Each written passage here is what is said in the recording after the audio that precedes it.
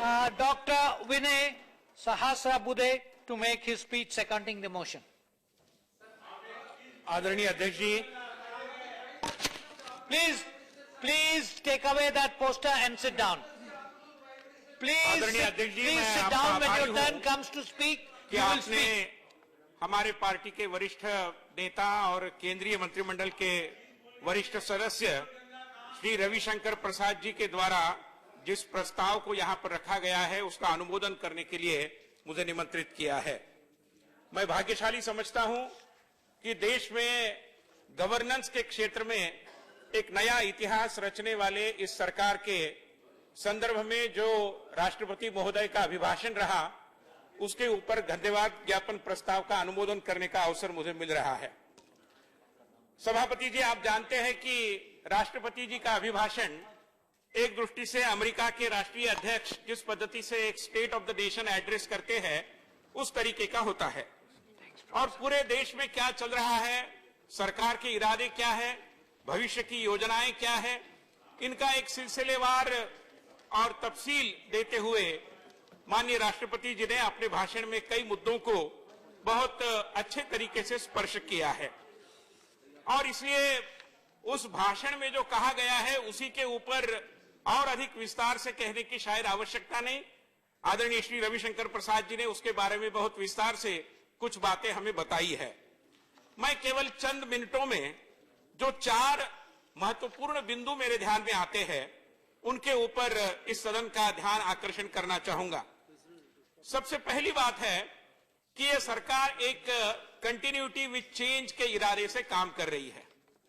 देखिए, यह सरकार सत्ता में आई उसको 2.5 साल हो रहे हैं, व्यवस्था वही है, लोग वही है, मतलब सरकार तंत्र चलाने वाले अफसरशाह वही है, कानून का दायरा भी वही है, सदन के नियम भी वही है।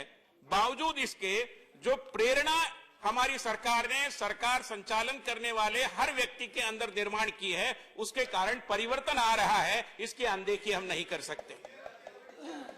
अध्यक्ष महोदय, मैं आपको ये बताना चाहूंगा कि हमारी संस्कृति में हम कहते हैं नित्य नूतन चिर पुरातन। ये बात सही है कि हम जो एक व्यवस्था बनाई गई है। Please don't do that. Vijay Rai, sit down. Don't do that please. Very unfortunate. Why do you do like this? No, please. No. This is not the way for doing that. This is not the way. No, please. Please put it down, please.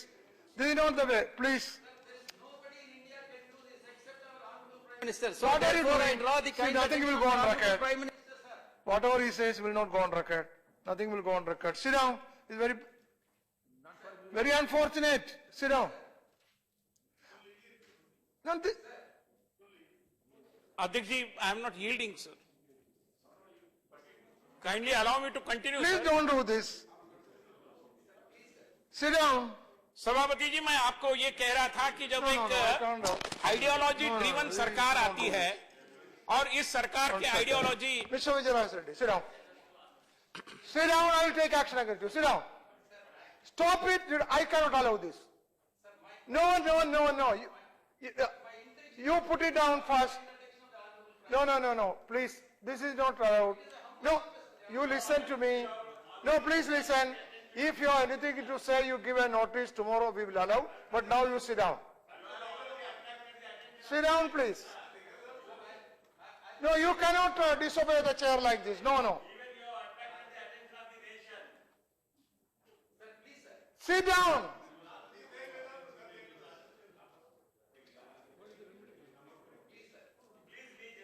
Can't be. No. This is not allowed. I'm sorry, I can't allow this. What are you doing? So put it down now. Arey Baba, sit down. Arey, advise him, please. No. He can give a notice. No. He can give a notice. No.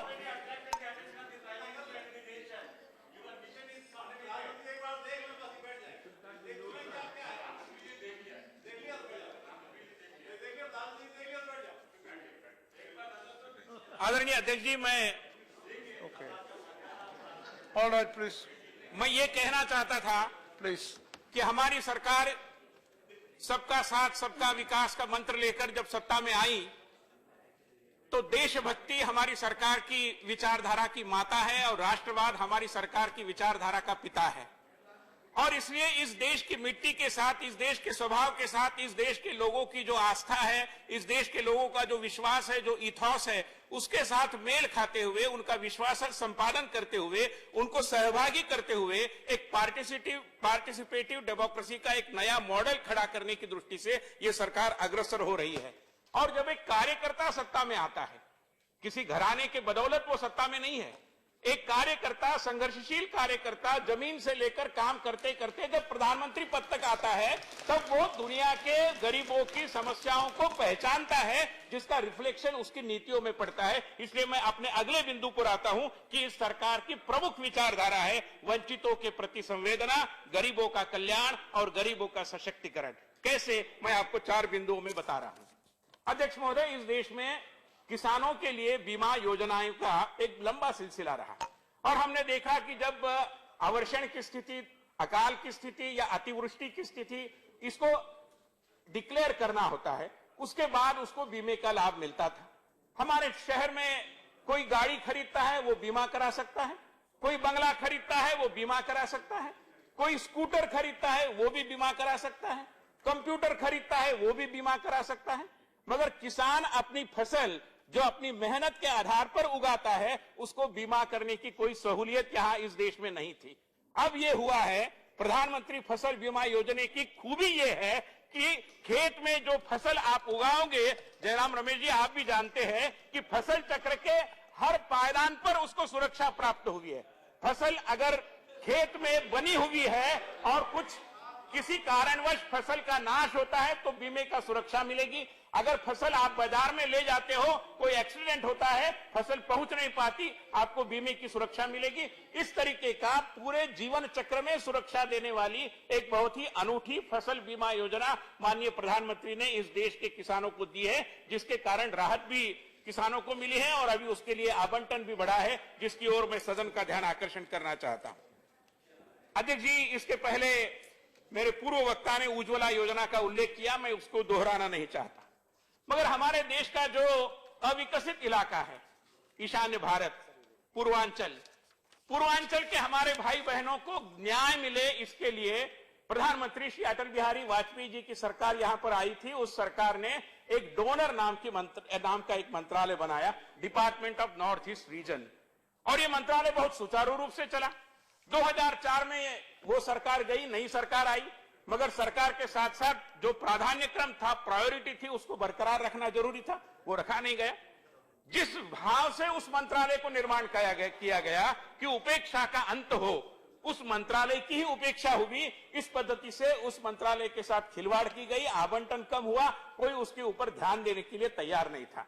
अभी हमारे doctor Jitendra Singh उस मंत्रालय की कमान संभाल रहे हैं, वो मुझे बता रहे थे कि आप ईशान्य भारत के पूर्वांचल के हमारे मुख्यमंत्रियों को यहां आने की जरूरत नहीं, मंत्रालय उनके राजधानियों में उनकी समस्याओं का हल निकालने की दृष्टि से हर महीने कैंप लगा रहा है, जिसके कारण सरकार उनके द्वार जा रही है।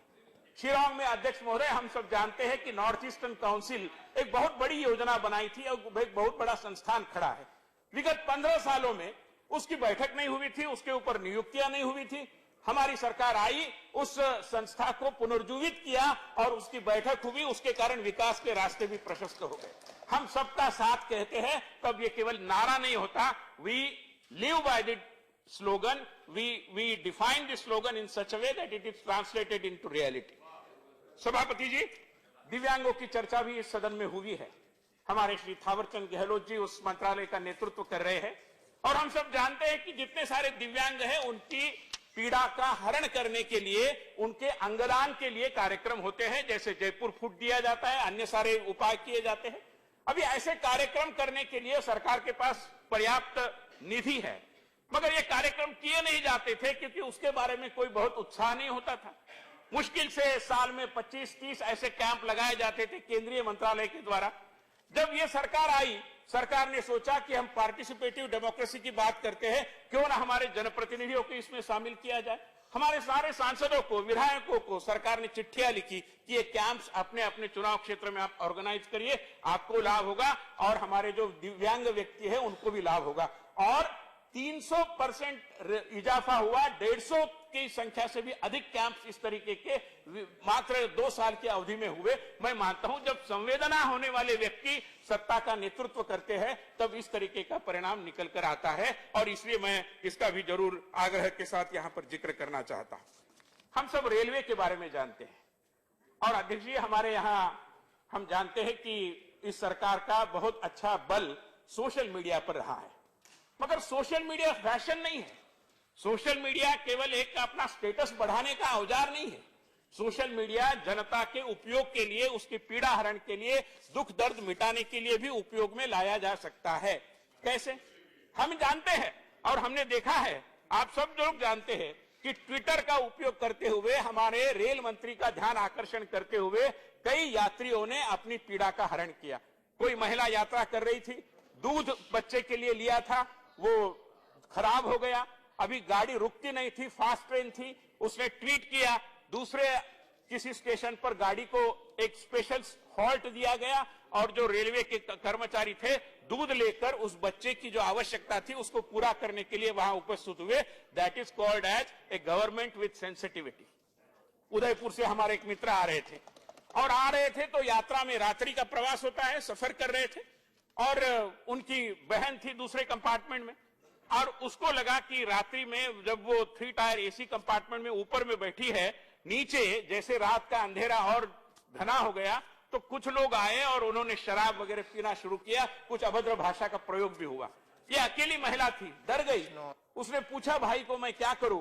भाई ने कहा कि तुरंत ट्वीट करो, हो सकता है कि 1-आधे घंटे में उसके ऊपर कुछ कार्रवाई होगी। उसने ट्वीट किया, संबंधित डिविजनल रेलवे मैनेजर ने उसकी जो भी आवश्यक कॉग्निजेंस लेना जरूरी था वो लिया और आधे घंटे के भीतर जो भी वहां पर उसको परेशान करने की स्थिति में थे ऐसे शराबियों को हिरासत में लिया गया। ये होता है गवर्नमेंट दैट वर्क्स। और इसलिए मैं अध्यक्ष जी आपके साथ ये बताने के लिए यहां पर खड़ा हूं कि संवेदना ये सबसे अहम पहलू है इस सरकार की जो चिंतन धारा है, जो सिद्धांत है उसका।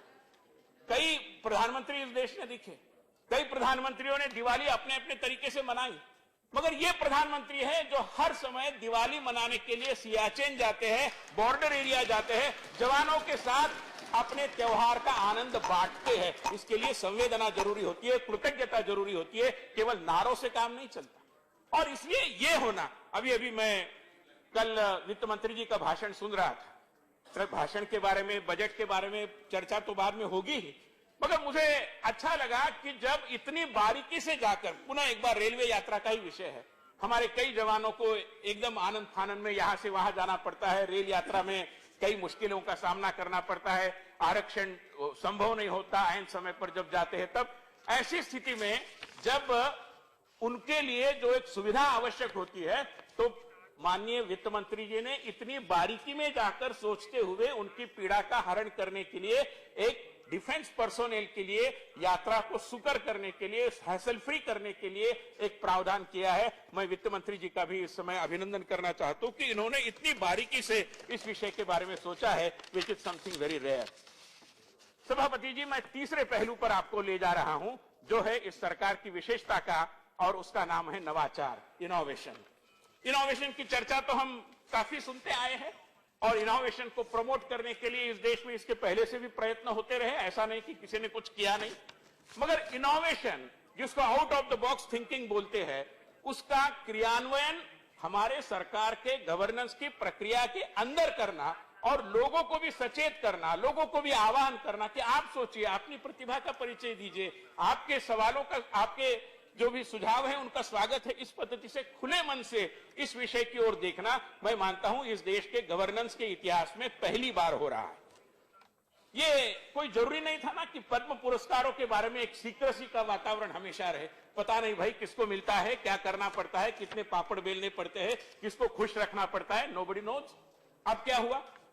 अब सरकार ने आदेश कराया कि पद्म पुरस्कार के लिए आप इंटरनेट पर जाइए, वेबसाइट पर जाइए, जिस किसी को आप नामांकित करना चाहते हैं उसका आप नाम दे दीजिए, उसके बारे में सरकार निर्णय करेगी। इतना खुलापन, पद्म पुरस्कारों के बारे में, इसके लिए कोई संविधान संशोधन की जरूरत नहीं थी, इसके लिए कोई और ऑर्डिनेंस निकालने की जरूरत नहीं थी।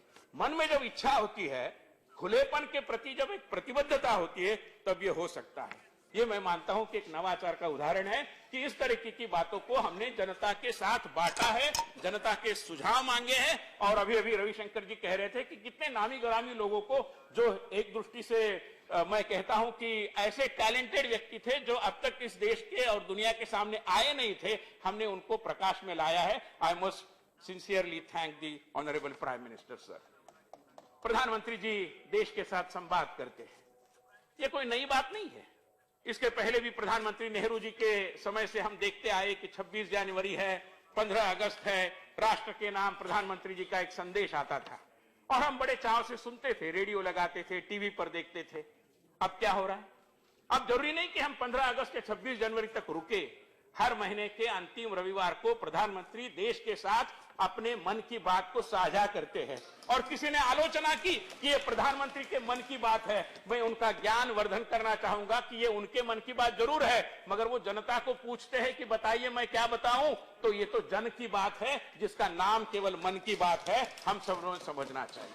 और कई लोगों के उदाहरण देते हैं, लोगों के जो प्रयास रहते हैं, नामी गिरामी, जैसे अभी उदाहरण दिया गया रविशंकर प्रसाद जी के द्वारा, ऐसे कई अनूठे कहानियां, उदाहरण, प्रसंग, इनका वर्णन करते हुए वो जनता को एक दृष्टि से संवाद की धारा में लाते हैं और कहते हैं, अपने मन की बात को बांटते हैं, उनके मन की बात को भी सुनते हैं। इसके कारण संवाद की प्रक्रिया चलती है, जो मैं मानता हूं इस सरकार की कार्यशैली की जो एक नीति है उसकी एक महत्वपूर्ण विशेषता है। मान्यवर, हम जानते हैं कि विदेश में जाने वालों की संख्या बढ़ी है। अभी पासपोर्ट ऑफिस और वहां पर जो दिक्कतों का सामना करना पड़ता है उसके बारे में वर्णन करने की आवश्यकता नहीं है। सरकार ने इसको तो हासिल नहीं, मैं बजट पर आदमी नवाचारों की बात है ना, तो आप एकदम कंपार्टमेंटल थिंकिंग करने की जरूरत नहीं। Let us have a holistic approach. मैं ये कह रहा था कि पोस्ट ऑफिस को, और हमने ऑनलाइन भी इसके पहले बहुत आसान किया था, गुप्ता जी आप जानते हैं, तो चीजों को आसान करना, सरल करना। मैं मानता हूं कि पोस्ट ऑफिस को पासपोर्ट ऑफिस में तब्दील करना, इसके लिए भी कोई कानूनन मतलब एकदम ऑर्डिनेंस लाने की, संविधान संशोधन करने की जरूरत नहीं। लोगों की पीड़ा को जानने की, समझने की आवश्यकता थी। वो समझने वाले व्यक्ति जब सत्ता में होते हैं तो क्या होता है, इसके उदाहरण हमें इन निर्णयों के द्वारा सामने आते हैं। अध्यक्ष महोदय, मैं आपको राज्यों में भी जो हो रहा है, जब केंद्र की सरकार इतना बढ़िया काम करती है तो प्रेरणा का जो एक मतलब प्रेरणा जिस तरीके से उसका रिसाव होकर नीचे तक जाती है, तो राज्यों में भी एक प्रेरणा बनती है। प्रधानमंत्री ने कहा था 1 ड्रॉप मोर क्रॉप। पानी की किल्लत, पानी की समस्या, खेती के लिए पानी की अनुपलब्धता, हम दुनिया भर की बातें वर्षों से सुनते आए हैं। मगर पहली बार ये हुआ है, आप कृपया सुन लीजिए, पहली बार ये हुआ है कि मध्य प्रदेश में, महाराष्ट्र में, राजस्थान में, गुजरात में, कई राज्यों में वाटर टेबल बढ़ाने के लिए बहुत कारगर प्रयास हुए हैं। महाराष्ट्र में जो जलयुक्त शिवार योजना हुई, यहां पर भामाशाह योजना, मध्य प्रदेश, ये कोई बेवजह नहीं ना कि मध्य प्रदेश का और खेती का जो विकास दर है एकदम 18, 19, 20% तक गया है। There is some reason behind it. और ये जो सिंचाई की व्यवस्था वहां पर हुई, वहां पर जो वाटर टेबल बढ़ा, वहां पर जो नदियों को जोड़ने के प्रयास हुए, मैं मानता हूं ये तब कारगर ढंग से होता है जब केंद्र में नेतृत्व करने वाली सरकार एक दिशा में और विकास की एक सोच लेकर, सबका साथ सबका विकास का मंत्र लेकर आगे बढ़ने के इरादे से काम करती है। मान्यवर, पुनः एक बार लोग कहेंगे कि आप बजट के ऊपर क्यों बात कर रहे हैं, मगर मुझे मोह हो रहा है और उसका कारण भी यह है, मैंने कई बजट के भाषण देखे, इसके पहले भी मैं देख रहा था कि कहीं किसी ने उल्लेख किया है या नहीं किया। मगर जब आप क्रियान्वयन की बात करते, देखिए ना, हवा में क्रियान्वयन नहीं होता, जमीन पर होता है। और विकास की बात, सामाजिक विकास की बात, विकास यानी केवल इंफ्रास्ट्रक्चर का विकास नहीं, वो महत्वपूर्ण है, but that is not just development. तो जब हम IMR को और MMR को कम करने की बात माननीय वित्त मंत्री अपने बजट भाषण में करते हैं, तो सामाजिक विकास के प्रति हमारी जो प्रतिबद्धता है उसको और अधिक प्रकाश में लाने की आवश्यकता नहीं है। It is very clear to everybody sir. मैं माननीय राष्ट्रपति जी के भाषण का जो एक महत्वपूर्ण पहलू है उसके ऊपर सदन का ध्यान आकर्षण करना चाहता हूं, वो है बार बार चुनावों के बारे में, साइमल्टेनियस इलेक्शंस की बात उन्होंने की है। इसके बारे में भी सदन में और इसके बाहर भी कई बार चर्चा हुई है। माननीय आडवाणी जी ने एक बार कहा था कि ये देश ऐसी स्थिति में है कि यहां पर we are in a perennial election mode. हर किसी वक्त कहीं ना कहीं चुनाव होता ही है, छोटा चुनाव, बड़ा चुनाव, और चुनाव की राजनीति का एक बोझ, एक उसका प्रेशर जो सत्ता में बैठे हैं, जो विपक्ष में बैठे हैं, सारे लोगों पर होता है। और बार बार चुनावों के कारण पैसे की बर्बादी होती है, हम सब जानते हैं, समय बर्बाद होता है। अभी हम देख रहे हैं कि इस सदन का कार्यकाल वैसे तो चलता था, मगर बीच में थोड़ा अवकाश भी है, चुनाव प्रचार में कई सारे लोग व्यस्त है, आज यहां पर भी उपस्थिति पर एक दृष्टि से उसका असर है। तो पैसे की बर्बादी होती है, समय बहुत लगाना पड़ता है, और लोक लुभावन वायदे से भी हम बहुत ज्यादा खुद को मुक्त नहीं रख पाते, क्योंकि चुनाव बिल्कुल वहां पर सामने खड़ा होता है। और ऐसी स्थिति में एक समानांतर पद्धति से, एक समन्वित प्रयासों के माध्यम से साइमल्टेनियस इलेक्शन करने की एक बात को माननीय प्रधानमंत्री ने बड़े आग्रह के साथ रखा है, जिसका विस्तृत उल्लेख माननीय राष्ट्रपति जी के भाषण में है। मैं इस आपके माध्यम से सदन में बैठे सारे मान्यवरों को जरूर अपील करूंगा कि इस पर वो दलगत राजनीति से ऊपर उठकर सोचे, और ये एक बहुत महत्वपूर्ण डेमोक्रेटिक रिफॉर्म है जो देश की जनता मांग रही है। हम सबों के द्वारा मैं मानता हूं कि हमने जनता की अपेक्षा की प्रतिपूर्ति करनी चाहिए, और साइमल्टेनियस इलेक्शन के बारे में अपना पूरा वजन डालना चाहिए, और इसको आने वाले 2-4 सालों में अगर ये क्रियान्वयन में हम लाते हैं तो मैं मानता हूं कि इस देश की जनता की बहुत बड़ी सेवा हमारे जैसे लोगों के द्वारा हो पाएगी। माननीय अध्यक्ष जी, मैं अंतिम बिंदु पर आ रहा हूं, और वो है क्रियान्वयन। देखिए, अच्छी बातें हमारे घोषणा पत्रों में होती है, भाषणों में होती है, नारों में होती है, इरादों में होती है, मगर जैसे कहते हैं कि शक्कर की टेस्ट उसके खाने के बाद ही पता चलती है, वैसे आपके इरादे कितने भी अच्छे हो, जब तक वो जमीनी धरातल पर नहीं उतरते, तब तक क्रियान्वयन जब तक उसका नहीं होता, तब तक उसके बारे में पता नहीं चलता। और ये सरकार ऐसी सरकार है जो क्रियान्वयन पर बल देती है, हिसाब किताब मांगती है। देखिए, प्रधानमंत्री बहुत आए, एडमिनिस्ट्रेटिव रिफॉर्म्स कमीशन के बहुत सारे रिपोर्ट आए, कई सारी बातें हुई, संवैधानिक परिवर्तन भी हुए, मगर एक प्रधानमंत्री मैं देख रहा हूं, और मैं फ्लैटर करने के लिए, प्रशंसा के पुल बांधने के लिए नहीं कह रहा हूं, मैं एक हकीकत के रूप में आपको बता रहा हूं कि विगत 2 सालों में ये योजना शुरू होने के बाद जो प्रगति योजना शुरू की है, जिसका वर्णन हम सब देखते हैं, टीवी पर भी देखते रहते हैं कि प्रधानमंत्री बैठते हैं, उनके सारे डिपार्टमेंट्स के सेक्रेटरी बैठते हैं, और सामने स्क्रीन पर एक एक राज्य का मुख्य सचिव आता है और हिसाब किताब होता है कि भैया आपने ये कहा था कि आप 30 दिन में करेंगे, क्यों नहीं हुआ? अगर यहां नहीं हुआ तो यहां क्यों नहीं हुआ, वहां नहीं हुआ तो वहां क्यों नहीं हुआ? There is some accountability now sir. और इसलिए गवर्नेंस तब जाकर के मुहैया होता है। गुड गवर्नेंस ये कोई नारा नहीं है, good governance has to be a part of our experience. We are trying through all our efforts to bring good governance at the experiential level. ये अनुभव की बात होनी चाहिए, ये कोई केवल खोखला नारा नहीं है। और इसलिए इस सुशासन को मुहैया करने के लिए ये सरकार जो प्रयास कर रही है, उसका रहस्य कहां है? मैं मानता हूं कि उसका रहस्य एक सेंस ऑफ पर्पस में है। सत्ता की राजनीति, सत्ता में आना, मंत्रिमंडल, लाल दिया जलाने वाली गाड़ी, बंगले और लूटन का सारा वातावरण बहुत ही आकर्षक है, मगर क्या हम केवल उसके लिए सत्ता में आए? Are we not supposed to convert the democracy into a delivering democracy? I think this government is convinced about that is our objective, that is our aim, and therefore this government, after so many decades, and let me tell you, after so many decades, has brought a robust sense of purpose to the very process of democratic governance, which is the most important contribution of this government. और अध्यक्ष जी, मैं आपको यह कहना चाहता हूं कि इस वातावरण को हमने आगे बढ़ाना चाहिए, और इसलिए एक सरकार के प्रति भी एक ओनरशिप बढ़नी चाहिए। और जो ओनरशिप बढ़ाने का प्रयास माय गव के माध्यम से हुआ, ब्रिटिशों की सरकार थी तब तो अपनी सरकार ऐसा किसी को लगता नहीं था।